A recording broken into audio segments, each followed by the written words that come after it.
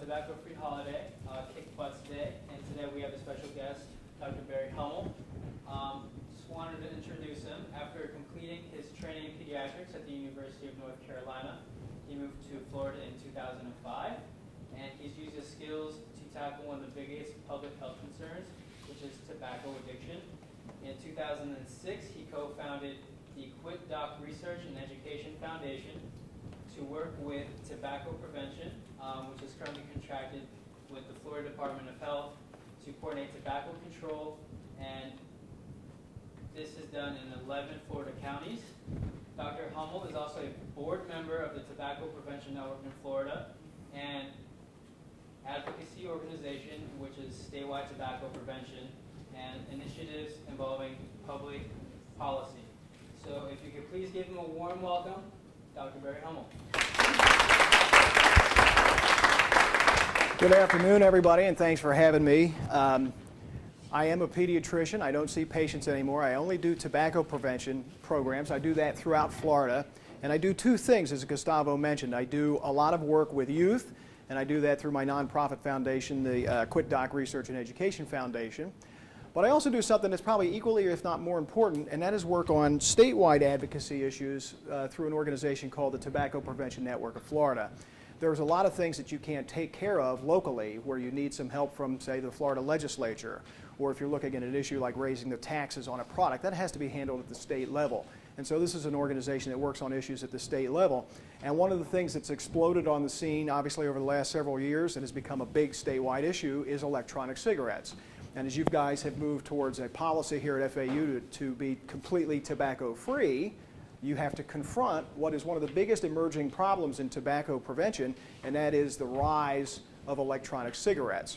So what we're going to cover today are some of the issues surrounding electronic cigarettes, which are many. I'm not going to focus a lot of energy on the science. We're going to cover some science because I want you to believe the things that I say, and so I've had to look at research articles to back up some of the claims I'm going to make. But what I really want to focus on is sort of how these things are being marketed in not such a truthful way to try to encourage people to use them when they might not have used tobacco products at all.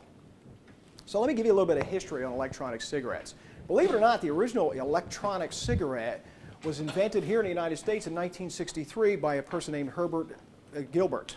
He filed a patent for an object that would provide a safe and harmless means for replacing smoking.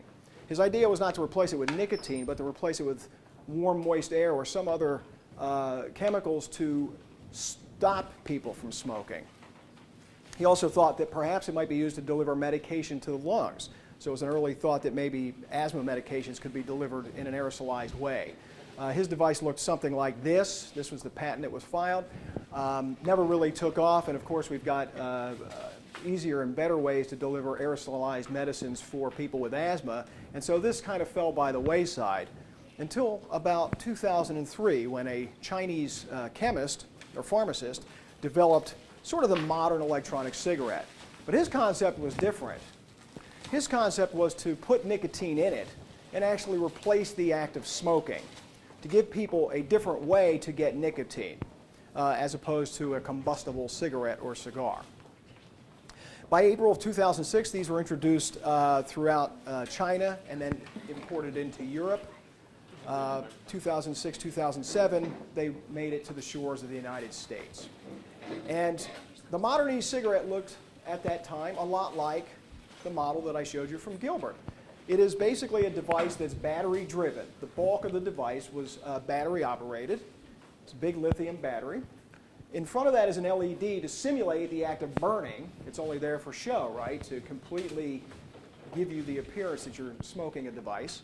Behind that is the microprocessor, the computer chip that actually allows these things to function, and an atomizer which basically is going to deliver the chemicals and the nicotine.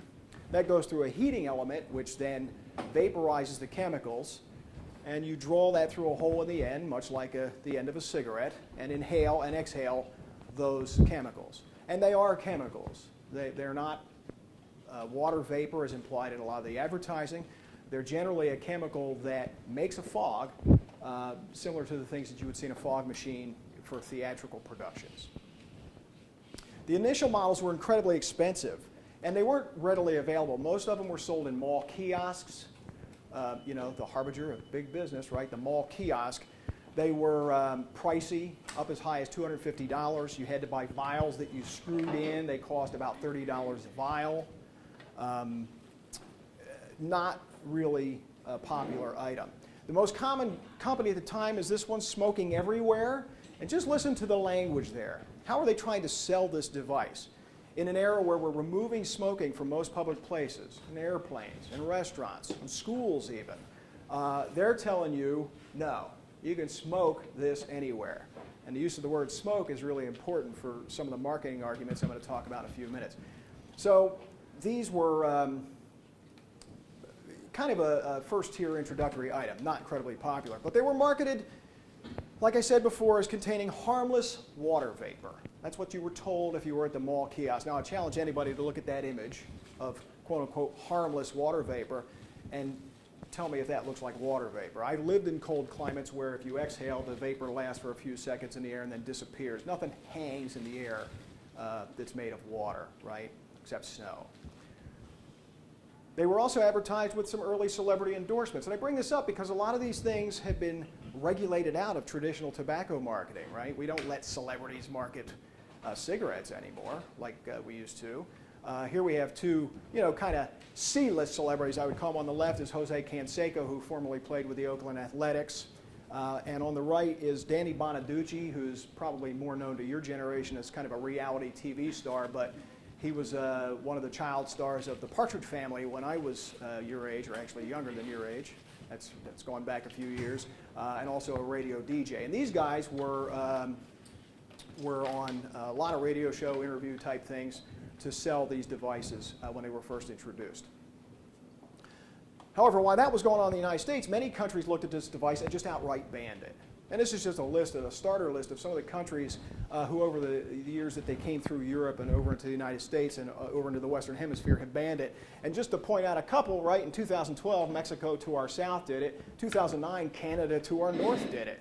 So we're the only country in the Northern Hemisphere that actually allows this still.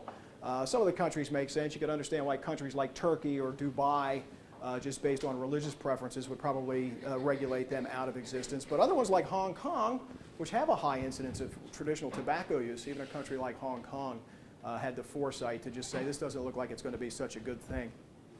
But what's the story in the United States? The story in the United States is a little bit complicated. So bear with me as I go through this, because it's actually really interesting. In 2009, March of 2009, the FDA attempted to stop the import of these devices. What they were claiming was that they appear to be a medical device, a drug delivery device. And if that's the case, then it requires pre-approval by the FDA, much like a heart catheter would. So they stopped the import of these devices, and they were primarily Smoking Everywhere at the time, which was the #1 selling brand in the United States.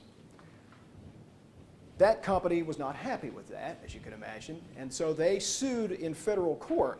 They claimed that the FDA had no authority over those electronic devices because they were, quote, a tobacco product.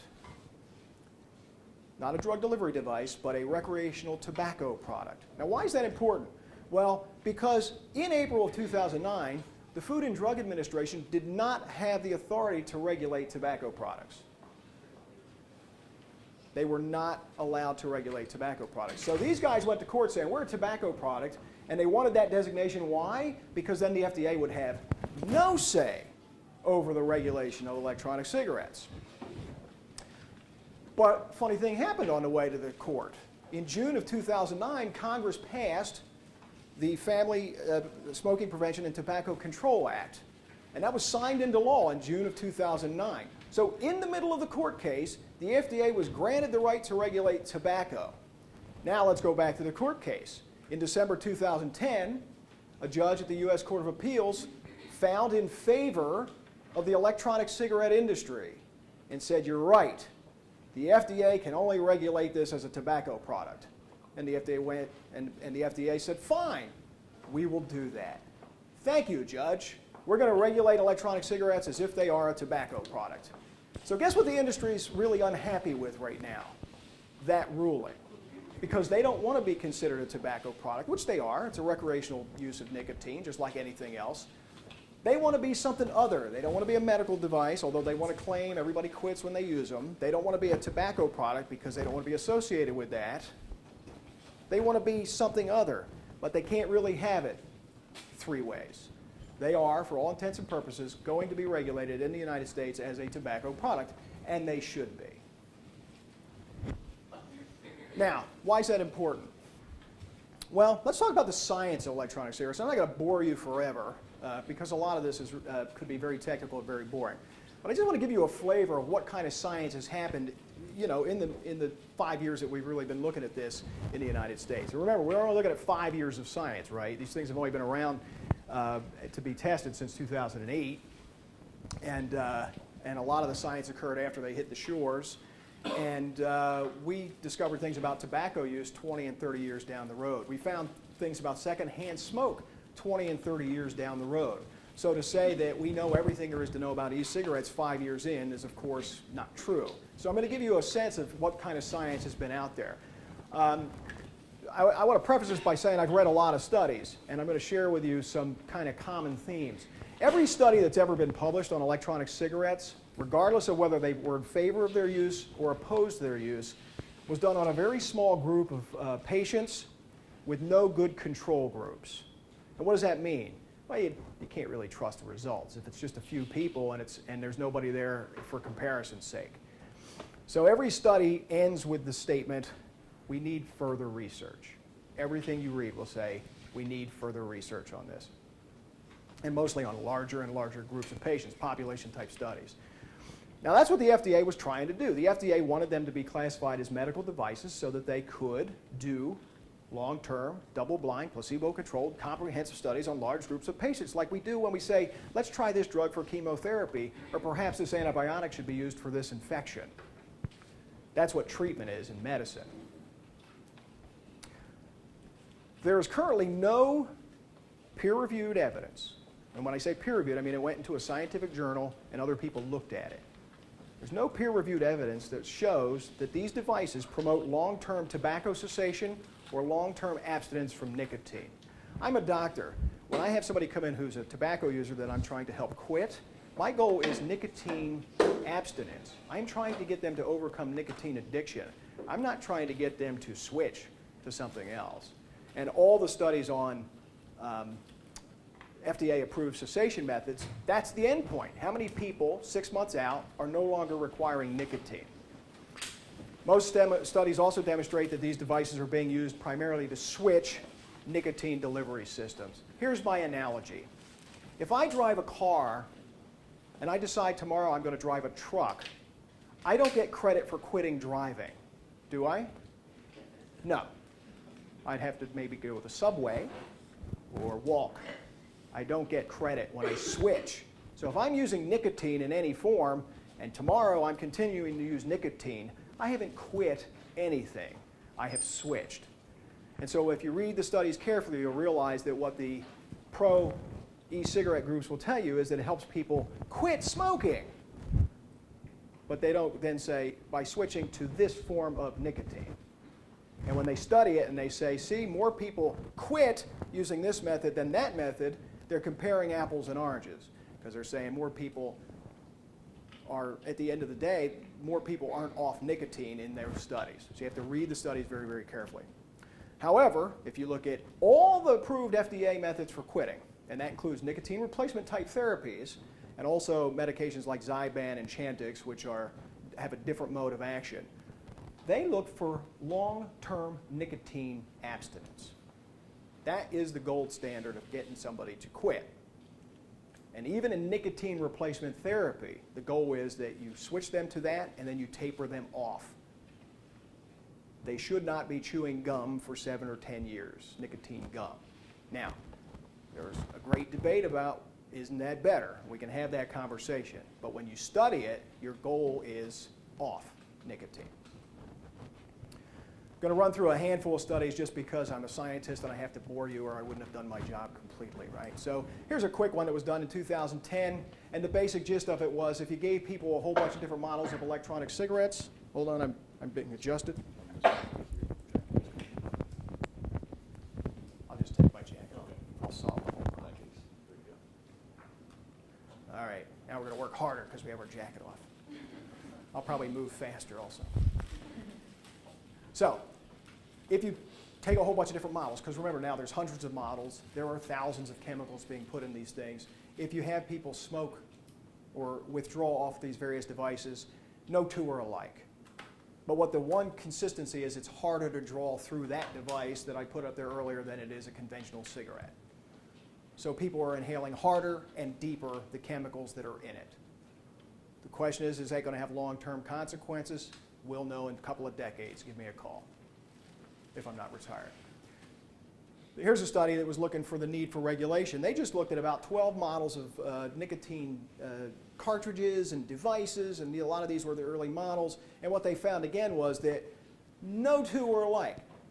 The manufacturing wasn't consistent, the quality control issues weren't consistent, the sales materials, the advertising, even the amount of nicotine in the cartridges from the same company's cartridges to cartridge didn't line up consistently. Whatever number they were telling you on it, it was totally random what was inside. Why? There's no regulation and no quality control. Your Kraft macaroni and cheese is better regulated than these devices are. This was looking at users of electronic cigarettes. This was from 2012. If I inhale these chemicals, what happens to my lungs? What they found was that it caused the type of inflammation and chest tightness that you see when you put any chemicals in your lung. So asthma-like symptoms and phlegm and inflammation. And so the more that people use this, the more of that they're going to have. That, by the way, is what leads to emphysema. So 20 years from now, I may be able to stand here and tell you that emphysema is the same in electronic cigarettes as it is in traditional tobacco, or inhaling any bad chemicals. This one looked at the levels of other carcinogens and toxicants in the aerosol that came out of the electronic cigarettes, and they found that there were chemicals in there that were not being reported by the industry: formaldehyde, acetaldehyde, acrolein, toluene, just to name a few, and including 2 nicotine-specific nitrosamines. Those are the carcinogens that are made when you heat nicotine. So when you heat nicotine, you make cancer-causing chemicals. These devices heat nicotine and create cancer-causing chemicals. The concentrations were lower of the chemicals than in traditional tobacco smoke, but the long-term implications of these levels of chemicals are not known and have not been studied yet. And the other point I want to make about that is we don't heat nicotine gum. We don't heat nicotine inhalers that we use to treat people. So when you hear the industry go, well, it's just like an inhaler, it's not, because you heated it and you've caused cancer-causing chemicals. This is the amount of nicotine in the solutions in the cartridges or the devices themselves. And this was published in 2013. And this just talked about there's so much material in a little cartridge. It's highly concentrated nicotine. It might have 30 milligrams or 60 milligrams of nicotine per cartridge. And you use it for a couple of days. Well, guess what? 10 milligrams will kill a toddler.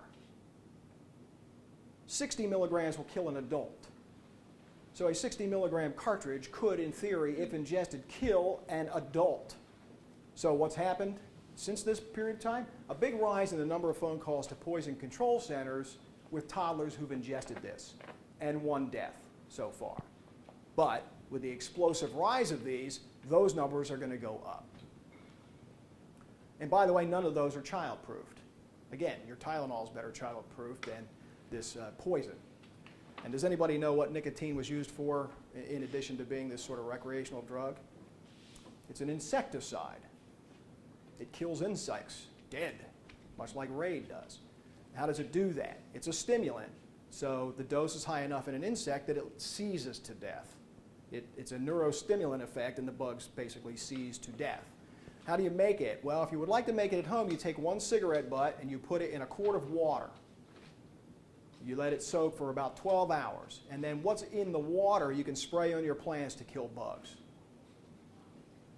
If you took that same quart of water and put fish in it, like freshwater goldfish and that sort of thing, 50% of the fish will be dead in a day.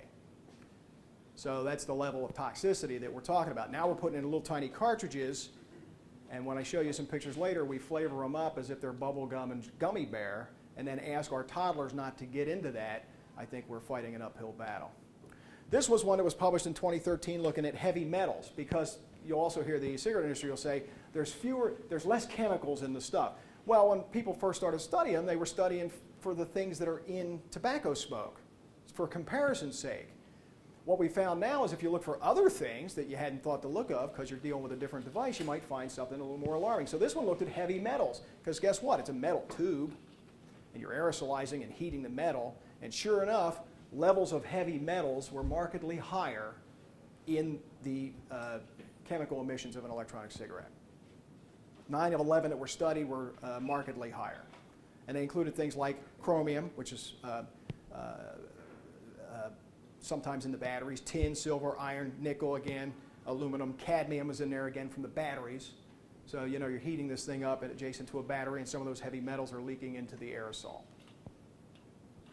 And then the most recent one from 2015 that probably scares me more than anything is the hidden formaldehyde in e-cigarettes. What they discovered was that at low voltage electronic cigarettes release lower levels of formaldehyde than a combustible cigarette. But the higher the voltage, the hotter you try to burn it, the more you increase the level of formaldehyde. So in essence, electronic cigarettes have higher levels of formaldehyde than traditional cigarettes. So you can't make an argument that these are safer in a lot of ways than electronic cigarettes. They're different. And they're going to have different problems associated with them, but they're going to have problems associated with them. Last one I want to touch on is a longitudinal analysis of, because we hear this is all about cessation. This is helping people quit. We shouldn't interfere with helping people to quit. So this looked at electronic cigarette use and smoking cessation. This was from Journal of American Medical Association in 2014. And what they looked at was a long international study. They found that 85% of smokers who used electronic cigarettes reported using them to quit, but that in actuality, the e-cigarette users did not quit any more frequently than non-users. It had zero impact. They all say that's why I'm trying. What we find out is that there's more dual use, that they use them in environments where they can't use traditional cigarettes as a way of kind of maintaining their addiction, and then they use the traditional cigarettes when they're not in that environment anymore. So imagine we're here in the United States, we have Florida, we have smoke-free restaurants, and it used to be that somebody who smoked would have to get up and kind of be, you know, I got to go outside and smoke, and kind of be ostracized from the party. Not anymore. If they can hang out at a place like Boca, which decided they're going to allow electronic cigarettes in restaurants, he doesn't have to get up. That doesn't help motivate him to actually quit, does it? It helps to maintain his addiction. The easier we make it for you to maintain your addiction, you're going to do that, because for addicts, it's the path of least resistance. So, we have professional vapors, people that we pay, people that we sponsor. He's, I'd say, probably the biggest hitter in the world at this point. That sounds weird, professional vapors. You know what I mean? It's just like, I just blow clouds, you know?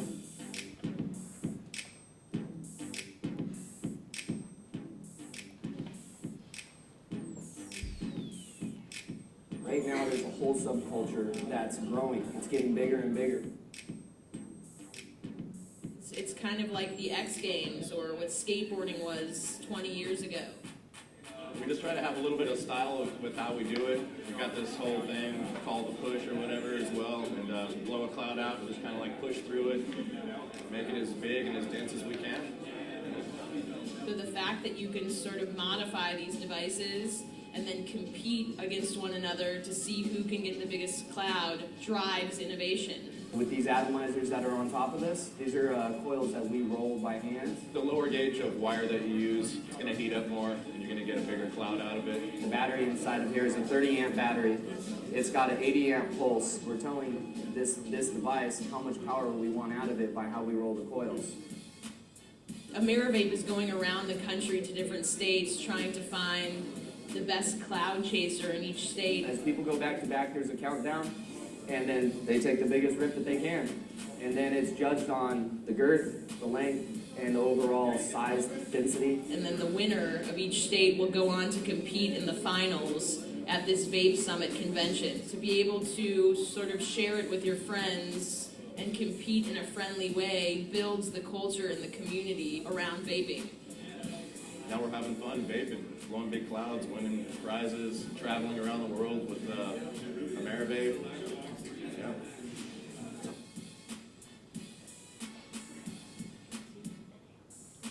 thanks, AmeriVape, for helping everybody quit. I don't know what these guys are compensating for when they're worried about how much of a length and girth they can blow, but there seems to be an issue here. And the issue for me, and what else did they do? They modified them with lower gauge wire and bigger batteries to burn hotter. What did I just tell you that would do? Increase the amount of formaldehyde in those clouds. And if you think that that's water vapor that they blew in that video, I'm sorry for you. This is not about quitting. This is about marketing. It's about getting in the hands of another generation of people because the tobacco industry is dying. As you guys get smarter and use these products less and less and less, these industries will die. They'll die by attrition. It's hard to quit, so we know there's always going to be that population that we're trying to help. But the fewer young people who start, the less of these guys we're going to see. This changed the game for them. All of a sudden, you are all fair game. And they are coming after you every way they can. So the problem was that initially they were expensive, right? They were big-time models. They cost hundreds of dollars. They had leaky cartridges. They had quality control issues. They were getting a bad rap. But what happened was, innovation, right? As more people were buying it, the price kind of comes down. Big screen TVs used to be $10,000, and now they're $600 at Walmart. Well, that's what happened with e-cigarettes. The next wave were the kind of moderately priced models. These were $20, $30, $40 models. They were primarily marketed through direct mail, the old postcard thing that your parents get at home. And so this was the way they were advertised. They still popped up in mall kiosks. Here's another one, safe smoking today. Still tying themselves to smoking, still trying to make it feel like it's a smoking issue, that you're somehow tied to that old tobacco industry. No tobacco and tar. Well, that's not true. All the nicotine is derived from tobacco. That's the only source of nicotine that's cheap. No carbon monoxide. That's probably true. No carcinogenic chemicals. That's false. We know that. No foul odor, and that depends on what your definition of foul is, because some of these things are so flavored up that they're all foul. Here's another one, 5 places where you can still smoke. You note the word smoke. If you have this product, you can smoke in a restaurant. You can smoke in a cinema theater or a workplace or a shopping mall or a nightclub. By the way, the Florida Clean Indoor Air Act would tell you you can't smoke in any of those places. So is it about smoking? What is this about, really? And then my favorite one, the vapor experience. Now we start to see where they want to go marketing, right? The vapor experience. I don't know what the vapor experience is. I'm thinking I should try it. It looks pretty good to me. This is incredibly deceptive advertising because this has nothing to do with selling you vapor. And by the way, again, if you think that's water vapor hanging in the air, I'm sorry for you. No one that sells an addictive substance for profit is interested in having their customers quit. That's a bad business model. That's why the sale of addictive substances is such a profit margin, whether they're illegal substances or partially legal substances or partially regulated substances. The sale of an addictive substance is the easiest business model in the world. Because once I have you addicted, you are a customer for life. You've kind of given up your freedom to make that decision. These guys don't want you to quit. They want you to continue. And if you're going to actually quit cigarettes, well, I'll do anything I can to have you continue. They're not interested in eliminating big tobacco. They're all going to tell you, you're going to hear this kind of thing in the articles about, we're trying to get rid of big tobacco. We're part of the solution. No, they want to be big tobacco.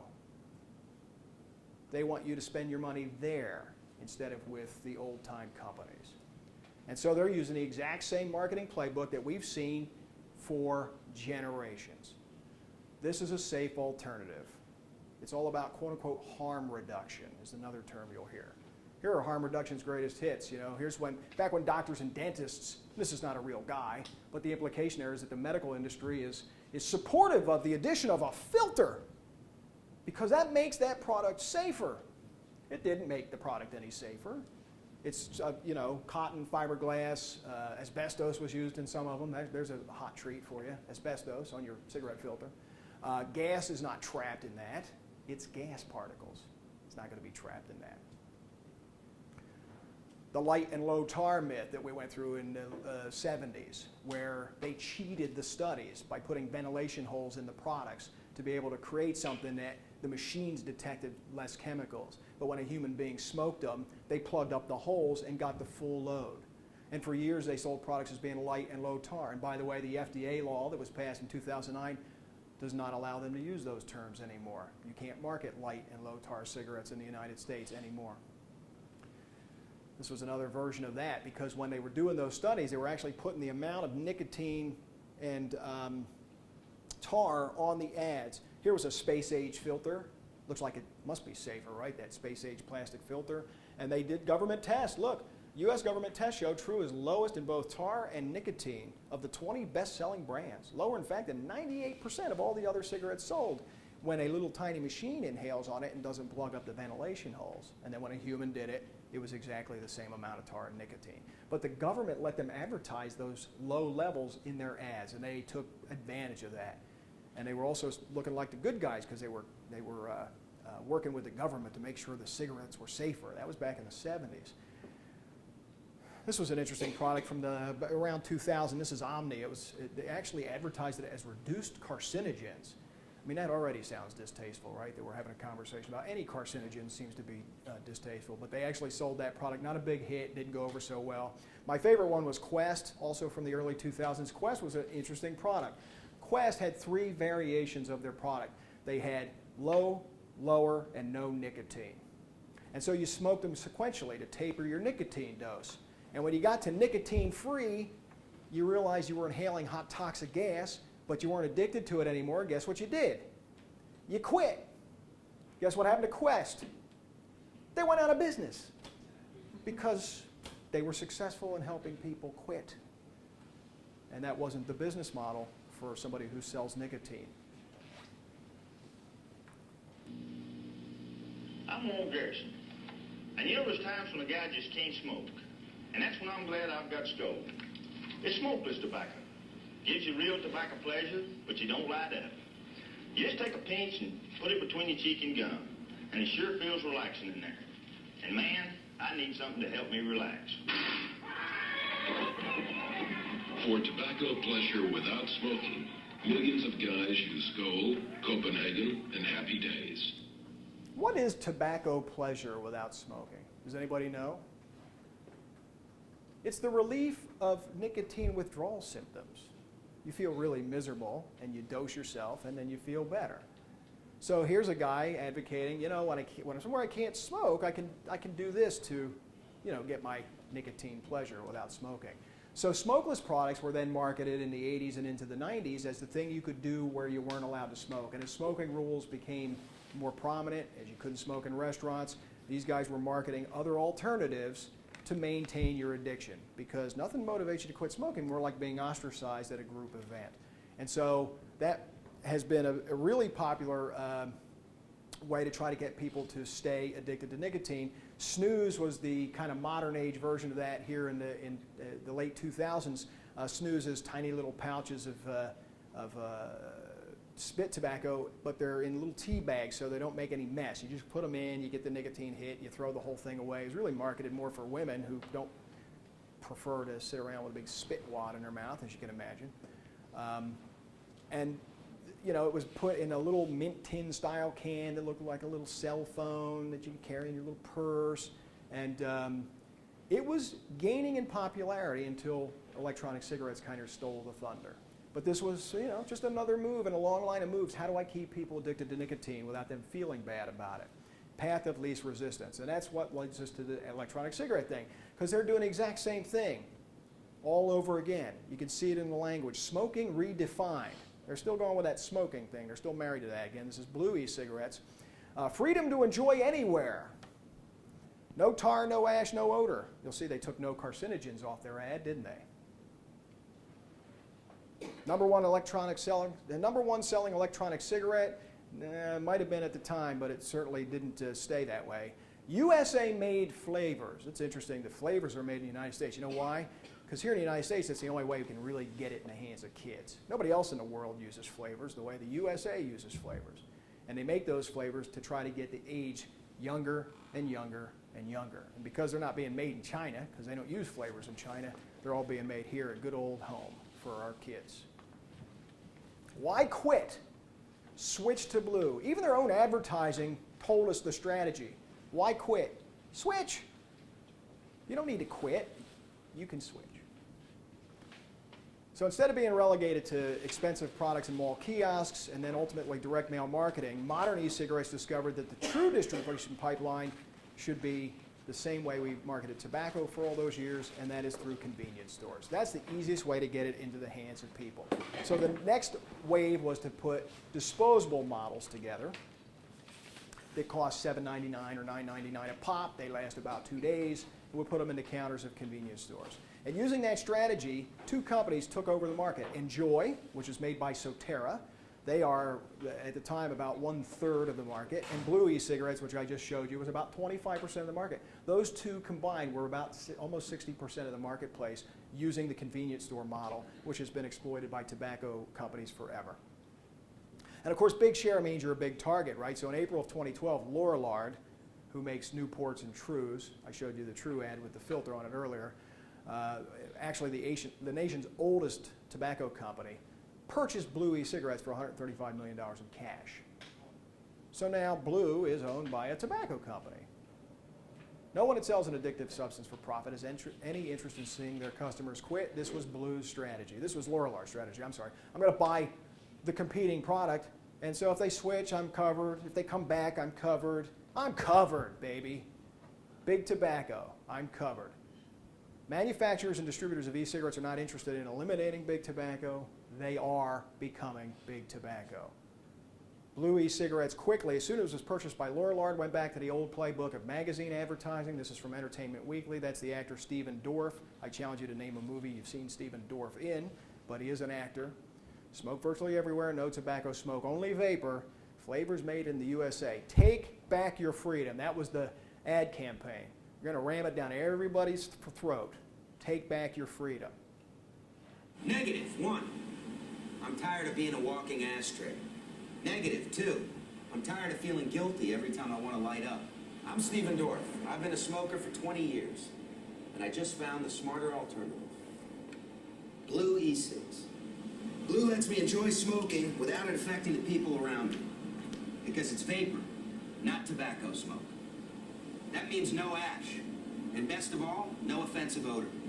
With Blue, you can smoke at a basketball game if you want to. And how about not having to go outside every 10 minutes when you're in a bar with your friends? The point is, you can smoke Blue virtually anywhere. We're all adults here. It's time we take our freedom back. Come on, guys. Rise from the ashes.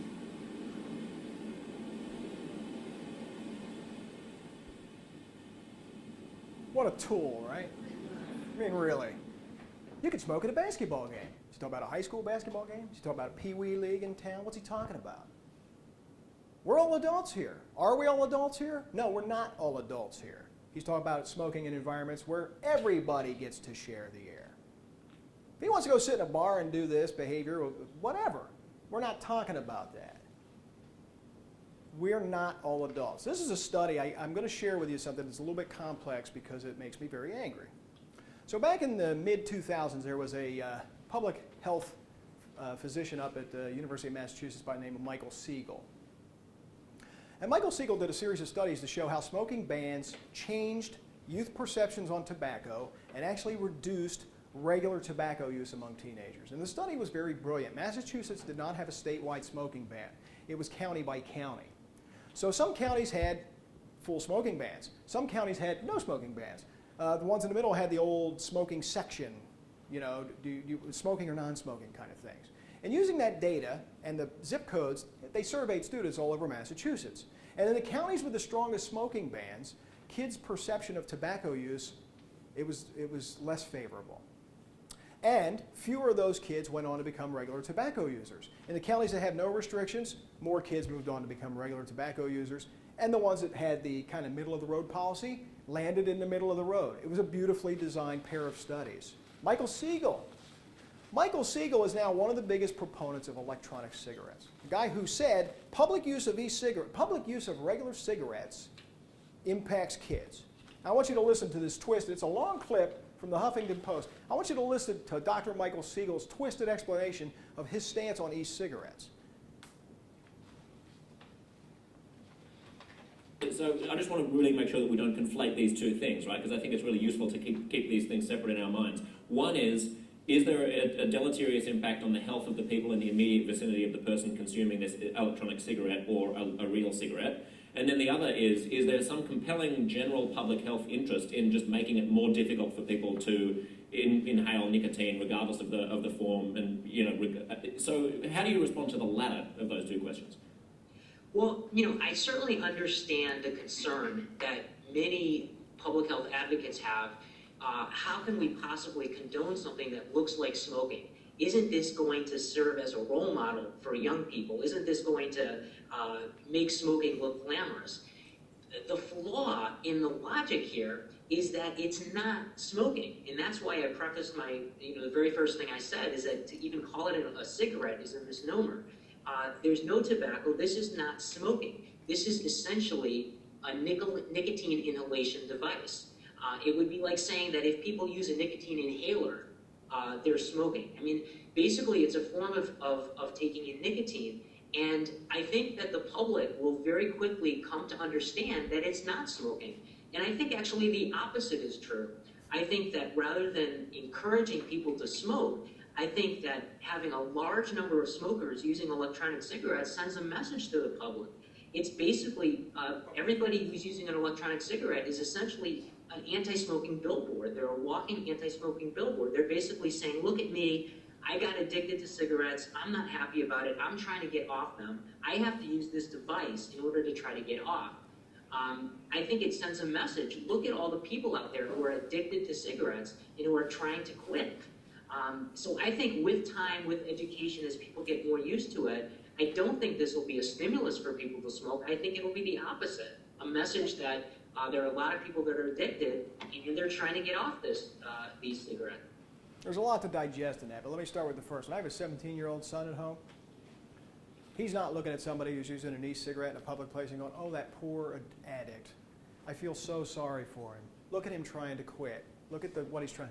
These are a billboard to use e-cigarettes, not a billboard to not use cigarettes. It's a completely twisted logic based on his own studies. Kids watching this in public are going to see it and want to do it. And in fact, a study from just last week showed that even the advertising, like the Stephen Dorff ad I showed you, increases the cravings of smokers to use traditional tobacco products. It's making smokers and former smokers want to smoke regular cigarettes to watch a blue e-cigarette ad on television. And what's interesting about that, Blue being owned by Lorillard, is they've managed to get tobacco advertising on TV again that actually promotes not just electronic cigarettes, but regular cigarettes. We have to remove these things from the public environment to really do the public health job that we started when we started removing traditional tobacco, because part of it's about exposure to chemicals, and part of it is about who's watching it, and what does it mean for those people in the environment, and who among the younger people are going to try it as a result of that. In 2013, R.J. Reynolds, your fine makers of Camels, announced that they were going to release their own electronic cigarette under the Vuse brand name. It's interesting they chose not to go with something that would remind you of Camel. They have one. It's not Camel. Marlboro did the same thing. Altria, Philip Morris, who makes Marlboro, announced that they were going to market their product as the Mark 10. These are all available in convenience stores now. The Mark 10 and the Vuse are commonly available in your convenience stores right now. I'm shocked when they're still trying to skirt that line of this is helping people quit, so they've named them different things, because of course if you called it the Marlboro e-cigarette, the cat's out of the bag, right? We know exactly why you're selling a Marlboro e-cigarette. So what's the impact of that in Florida? Well, there's been a tremendous increase in youth use of electronic cigarettes in the state of Florida. So here's some data from the Florida Youth Tobacco Survey that was published in January of 2014. This looks at the use of electronic cigarettes statewide from 2011 to 2013. This is, have you ever tried an electronic cigarette? 20% of high school students in 2014 have tried an electronic cigarette. 8.5% of middle school students have tried an electronic cigarette. Now, trying it and experimenting with it does not lead everybody to do that. So here's current use of electronic cigarettes. That's defined as somebody who's used it in the last 30 days. Again, the questions are asked consistently, survey to survey, so the trends are the most important thing. And in 2011, 3.1% of high school students admitted using electronic cigarettes somewhat regularly. Now it's up to 10.8%. By the way, it doubled in 1 year from 5.4 to 10.8%, and it's now the number 2 preferred form of tobacco among our high school students. Among our middle school students, it went from a very low number to 4% in a matter of time. It doubled from 2013 to 2014, more than doubled. It's now the #1 preferred form of tobacco among middle school students in Florida. These are underage minors. Where are they accessing these things? Primarily in convenience stores, because they get put on the counter in the display cases. It's the easiest place to steal them, even if you think you're not going to be able to purchase one. And most convenience store clerks will look the other way on underage minors purchasing tobacco. They're not as strict as they would be with alcohol sales because there's really nothing to lose. You have a $25 license as opposed to a very expensive liquor license, and the fine for getting caught selling to a minor the first time is $100. Well, you'll make that up in spades for all the kids you addict or that are coming in there to get your underage tobacco products at your store. This is all the trends of all the tobacco. I just throw it up there to put it in perspective. When Tobacco Free Florida started their program back in the late 1990s, about 28% of high school students admitted using cigarettes, and that's all the way down to somewhere around 7% now. I think it's right around 8%. This is cigar use. You'll see that that also trended down. When the excise tax increased on cigarettes, cigars took over, and cigars led the way for a while. Spit tobacco always hovers down around 6% here in Florida, and that's very regional. It depends on where we're looking. But look at this. This is hookah, which trended pretty low for a long time and exploded on the last survey. And here's your electronic cigarettes. That's an exponential curve. That is exploding in the state of Florida, the use of electronic cigarettes. It will quickly be the #1 among high school students. And by the way, I'm not sure how much of the hookah data reflects products that are called electronic hookah or hookah pens. And if the students are answering the survey that they use hookah, they may be in the electronic form. And I think part of that explosion is really the use of electronic hookah, not the traditional hookah pipes that you see in the bars. So we have a very, very bad problem with electronic cigarettes in Florida that we have to curtail. And whether adults think they're doing themselves some good by switching from one form of tobacco to another, we can have a debate about the utility of that. That's not my purpose of my debate today. My debate is, as a pediatrician, this has to stop. And every way and in every method we can use to stop it is important. And that includes public use. Public use is playing a part of that because it's inspiring kids to try it. So what can we do? Well, the 2000 court case made it very clear that the FDA has the authority to regulate electronic cigarettes as a tobacco product. It took them 4 years. Last April, they put forth some minimal proposed regulations. It's an age restriction and some product placement rules. It contains no rules on advertising. It contains no rules on the flavors. You can't purchase flavored cigarettes in the United States of America anymore unless they're menthol, but you can buy any of thousands of types of electronic cigarette flavors. So the FDA has taken a baby step, and we haven't even got that on the books yet because it's in the public comment period, and they haven't even issued what the final proposals will be. It was the industry's request to be a tobacco product, and so we should treat them like a tobacco product, and we need to get started in a hurry. And that requires a full assault on a whole bunch of different rules. The Tobacco Control Legal Consortium is a great nonprofit group up in, I want to say, Minnesota, and they publish all kinds of great information, and they'll even help with language. We've had them help us draft ordinances and things like that locally in Florida. They basically think that you should regulate e-cigarettes in the following ways. They think they should be included in existing clean air laws. If you treat tobacco a certain way in your state, you should treat electronic cigarettes exactly the same way. They are, for all intents and purposes, legally equal products, so treat them that way. And the problem with that is that most smoke-free laws define the act of smoking, and these guys have gone out of their way to make sure that you understand that you're not smoking, you're vaping, and it's somehow different than smoking. They are chemical emissions from a device. They are air pollutants. Many of the things are similar to tobacco smoke. And so trying to change the language in the clean air laws to reflect that would be very, very helpful. Local and state governments have the right to do that. Local governments have done that. Delray Beach decided they were going to make it the same, and so everywhere that traditional tobacco products are restricted or banned, electronic cigarettes are restricted or banned. Boca Raton decided not to take that step yet. Coconut Creek did. So communities are starting to do this to clear the air for everybody in the community. They should not be available to minors. You would think this would be a no-brainer, but the FDA is struggling right now to issue a proposed regulation to say we're not going to sell them to anybody under the age of 18.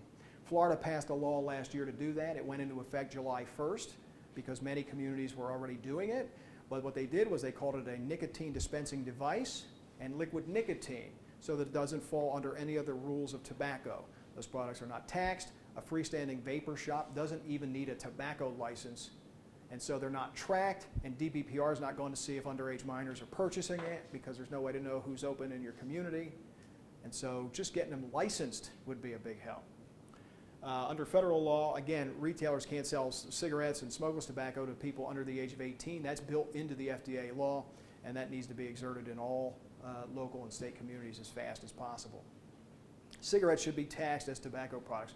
Problem is, if something's cheaper, that's where kids will go. I showed you the data that when the cigarette tax went up, the kids moved over to cigars. Now again, both of those things are trending down, but there was an instant flip as soon as cigarettes were more expensive. These things are cheap. They're the cheapest thing on there, so surprise, surprise, you see a big rise in the use among kids. So trying to get them more expensive, minimum pricing or some sort of tax. There's some interesting information at the Florida legislature that this year that the Speaker of the House is interested in having them taxed on an equivalent rate. I thought that was very forward thinking on his part. It's going to be done in a budgetary thing, so we have to watch how the budget plays out to see if that language is added. But there is some interest in doing that in Tallahassee. State and local governments can levy taxes on tobacco products. I bet you didn't know that. Kind of an underused tool, but even local communities can put an additional fee onto any tobacco products.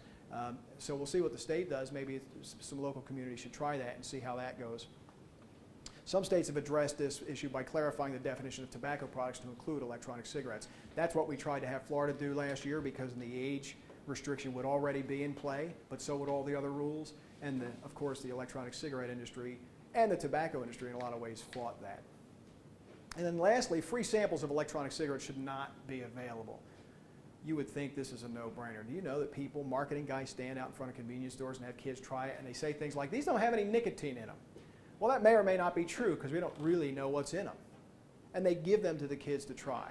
Again, drug dealers do the same thing. Here, have this little hit of LSD, see what you think. Have this little hit of heroin, see what you think. Because the minute they're addicted, then they start to pay.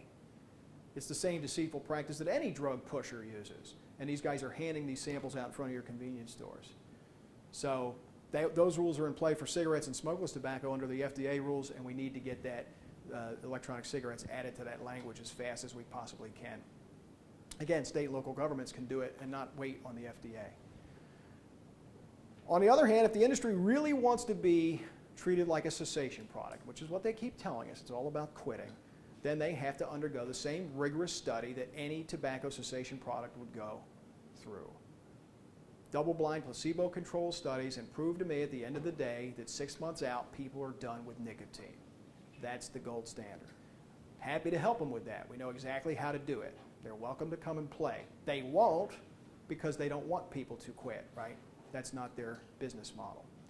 They will not submit themselves to that type of testing. We know that. They already fought it in court to be declared a tobacco product. So that's all I have for today. Does anybody have any questions about that? Yes, ma'am. Doctor, can you tell me why you think a vaporized product like that doesn't have the same success rate as a product like those Quest cigarettes that you were showing us, where you taper down? Yeah. The products that you use inside vaporizers sold to taper you down? The industry tells you that there are. Okay. The problem is that then the flip side of that is that they add flavors to make it much more appealing. Quest didn't have strawberry flavored or bubblegum flavored. So there's that issue of the flavors. You'll hear plenty of people say, I wasn't able to quit except that there were flavors. And they're not seeing the mental game they're playing with themselves. First of all, they haven't quit, right? And if it was distasteful, that's part of what drives you to quit. And so the flavor, that's part of it. And the other thing is everything about it is designed to reinforce, remember smoking is an addiction plus a behavior. And so your whole life revolves around this thing. And most smokers, cigarette smokers in particular, they go through this ritual 20 times a day. And everything about it's the same. And when we try to help people quit, for example, we'll give them simple tips like smoke with the opposite hand. And they'll be all freaked out. Anything you can do to break that chain, right? Well, the problem with an electronic cigarette is it so mimics the act of smoking that it's just about a transition to that. And so ultimately, they're not going to give up that piece of it that they would if they were using clearly one of the FDA medications, which might be a pill or a gum or even a plastic tube, but it doesn't have an LED on it. Right, right. So you're changing the behavior as well as fighting the addiction with those types of medications.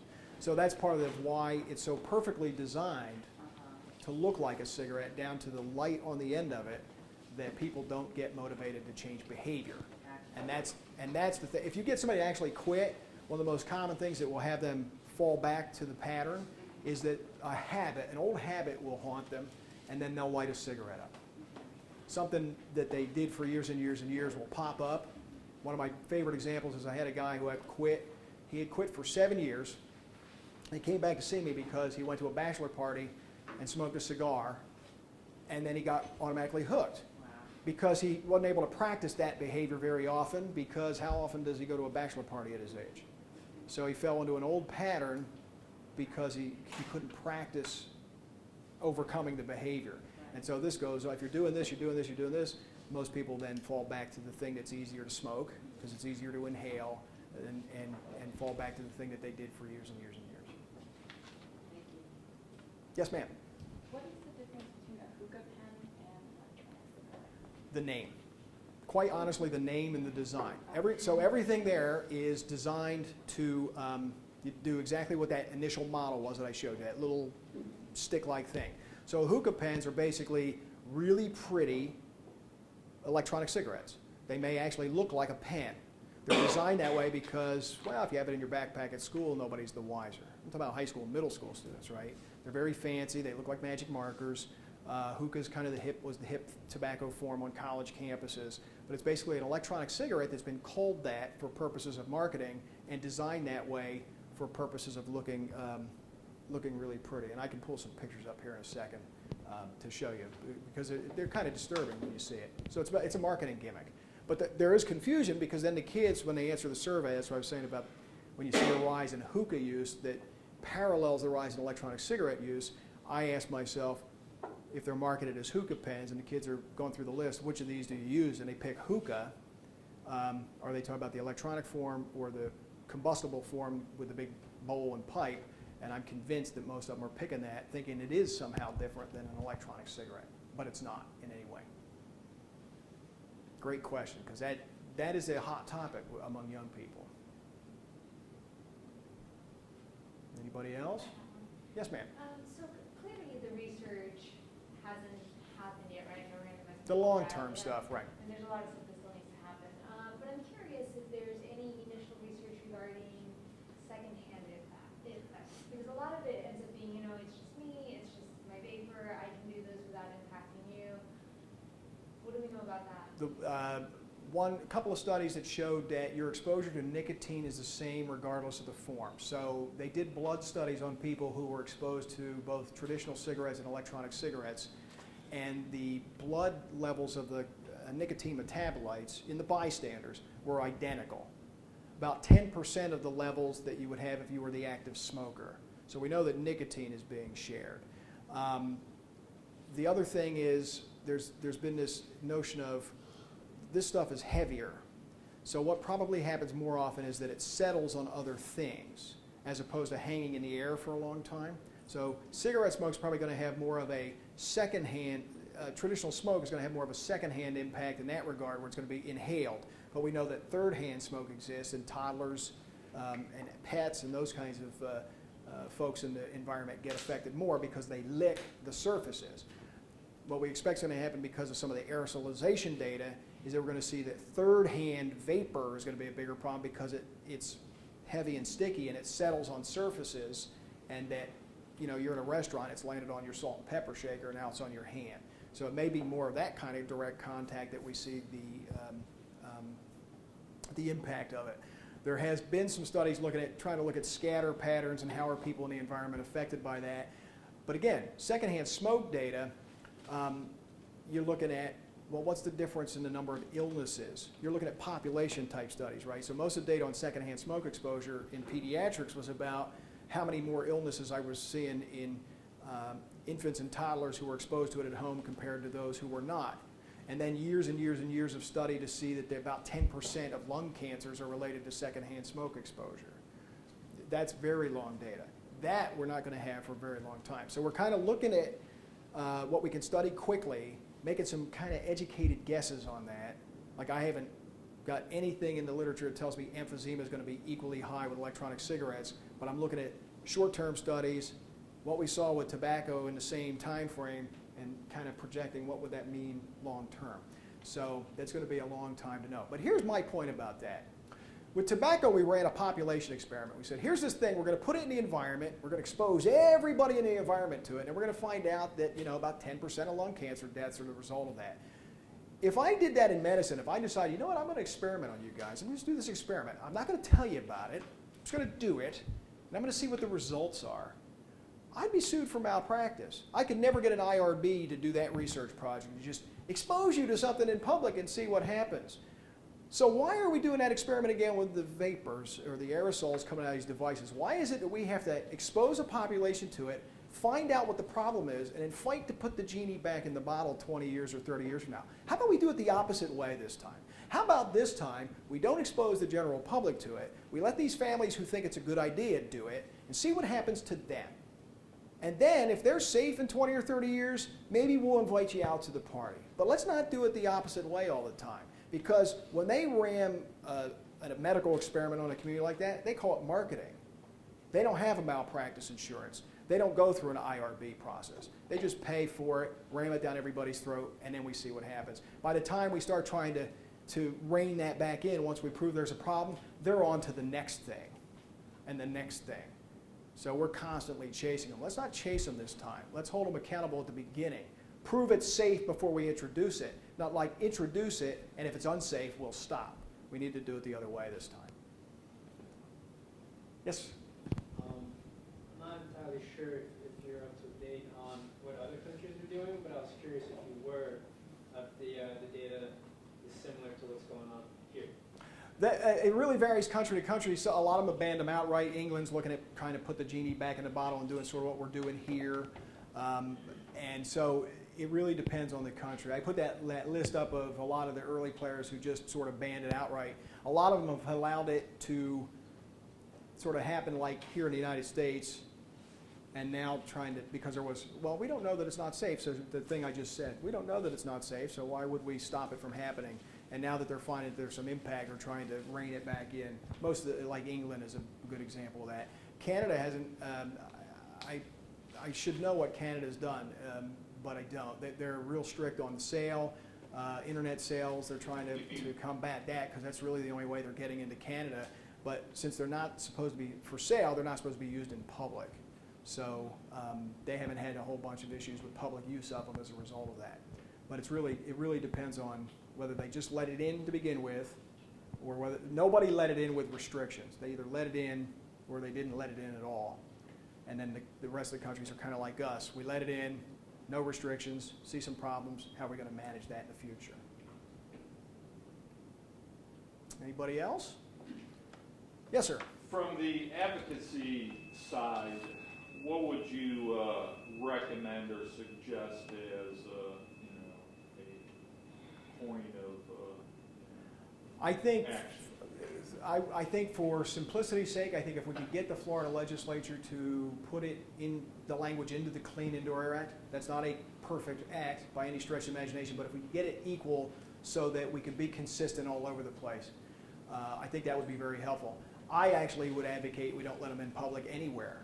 Why let these in parks or playgrounds or beaches? Why go down that road, which tobacco use is allowed right now based on the way the Clean Indoor Act is written.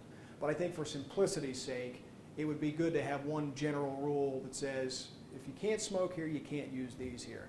I think another thing is to get it defined as tobacco in statute, because it would allow for some of the other simple restrictions and regulations that we have in Florida. So taxation would be easier to deal with. Licensing of the stores would be easier to deal with. They would probably be the big two out of the box, because otherwise it's just a Wild West unregulated type of industry. From a federal level, I think trying to get flavors dealt with. I think there's no reason, if we're really talking about helping people quit, that we need to have flavors involved at all. That only becomes a marketing tool for young people to have these, Cherry Crush and, Girl Scout, Thin Mint was one of them, this kind of stuff. That's not necessary for cessation. We certainly don't have chemotherapy called Thin Mint, right? where we're helping people with actual medications. So I think we should look hard at that at the federal level, dealing with the flavors and the advertising. But that has to be federal rules. You know, it has to be kind of all the states at the same time. Locally, I think in the meantime, you could go to local communities, just like it's happened in Delray and Boca, and make the case to have the ban of the use or the restrictions of the use where tobacco products are restricted in your own local community. And that's been a pretty easy sell. About 80 to 90% of the communities who've looked at it have passed those rules. Some communities decided not to do it, came back a year later and did it because the problem had already grown that much, and they started dealing with it. And I think you'll be able to go back to Boca Raton and get that changed in 6 months or a year, would be my guess. But I don't get into a blood dispute with anybody. I go, okay, that was your call. We'll come back at you when you realize that you made a mistake, and then try to explain why that's a mistake. Yes, sir. You know, on Boynton Beach Boulevard, I always see this guy standing out on the street and got a sign wearing, and he's advertising 132 homemade vape flavors. Is there anybody like going to his kitchen or wherever and No.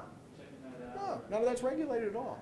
And his 132 are different than the guy in the street's 132 because they're basically home brewing, right? And you wouldn't be allowed to sell your home brew on the market, right?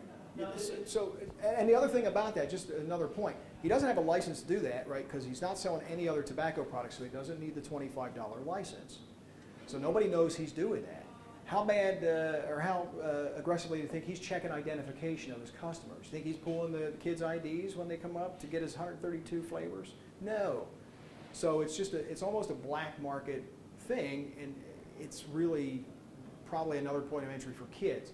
So those guys, that's the point about if you make it regulated like a tobacco product and he had to at least have a license, law enforcement would know he was on that corner on a regular basis, or he had a shop of some sort.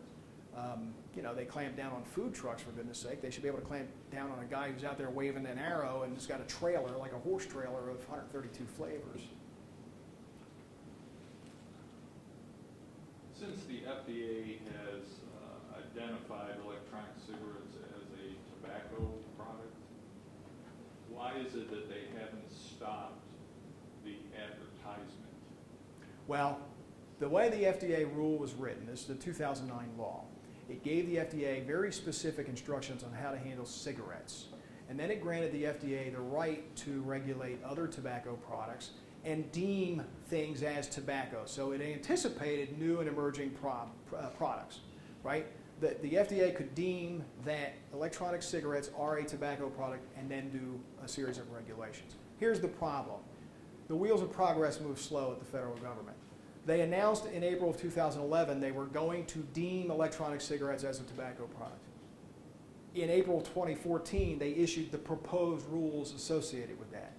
So we waited 3 years just for them to say, here's what we think we're going to do. Age restriction, product placement, no vending machines. Here's 90 days of public comment. And now they've got to go through that and say, here's the final proposal that goes to the Office of Management and Budget. It is this long, tedious thing. And as part of that, they could go back and add the flavor issue to that because as part of the public comment, there were plenty of public health people like myself who went in and said, you got to look at these other issues. These are emerging problems. And they could theoretically add those after the public comment. And a lot of us are hoping that they put just the minimal in there to kind of temp down the amount of public comment. Right? And then come back and say, now we're going to do all these things too. Here, Office of Management and Budget, tell us what we got. So we don't know what they're really going to propose when they issue it, but that's part of the problem. So they haven't made the regulation. So technically, while they said we're going to deem it as tobacco and do this, that hasn't really happened. And until it happens, the state of Florida is not going to go, well, we'll treat it like tobacco. Tobacco-free Florida is in a bind, right? They work on tobacco issues. This is not tobacco, according to state or federal law. So the groups that work through Tobacco-Free Florida can't technically work on it because it's not really Tobacco-Free Florida's mandate. It's silly because while that's going on, you can see how the rates of pediatric use are jumping. And so we have to get our heads around this and be a little more aggressive about it. But that's why it's just this long, tedious, delayed process that's really taken way too long. Yes, ma'am. Hi, Dr. Hummel, it's Natalie from ACS Can. Hi, I just wanted to address your advocacy issue, which I know he talked about. with that regulation that came out last year with the underage restrictions, they added, I mean, the tobacco companies are very aware of everything that's going on. They have a lot more lobbyists than any other organization, including mine, American Cancer Society. And so what they did last year to sort of try, and they're going to try it again probably this year with anything, was to strip local government from actually regulating it. Now we were able to kill that last year with a whole coalition of organizations, but it's going to probably pop up again and again. Anytime any e-cigarette regulation kind of comes up, they're going to try to add language to strip local government because they know that that's what's happening across the state of Florida. And so, like he said, until the FDA does anything, the state of Florida is at limbo. The one good thing that we have is a budget deficit.